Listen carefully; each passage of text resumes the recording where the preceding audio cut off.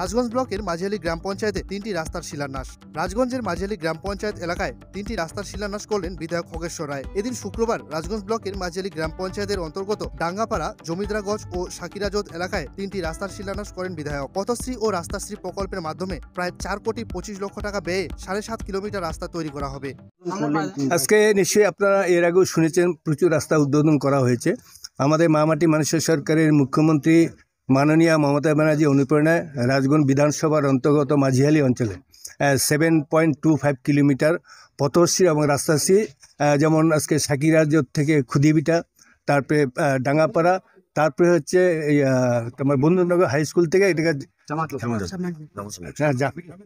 জামিদ্রাগড়, এটা 7.25 কিলোমিটার রাস্তা শিলান্যাস করা হলো, প্রায় 4,25,00,000 টাকা ব্যয়।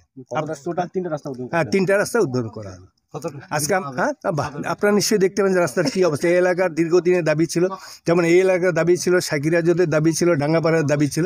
দীর্ঘদিনে এই এলাকার তার দাবি আমাদের মুখ্যমন্ত্রী মমতা ব্যানার্জি পূরণ করলো। তার রাস্তা শিলান্যাস, এই এলাকার প্রচুর লোকের মানুষের যাতায়াতের সুবিধা হবে, আপনি নিশ্চয়ই দেখতে পাচ্ছেন। এবং যেটা আমি দেখতে পেলাম, আরও 50 মিটার ওদের দাবি আছে। 50 মিটার হলে পরে সম্পূর্ণ এলাকার সুবিধা হবে। আমি রাজগঞ্জ পঞ্চায়েত সমিতির সভাপতি আমাদের রূপালী দিকেও বলা হলো ওই 50 মিটারও করে অ্যাড করে রাস্তাটা করা হবে।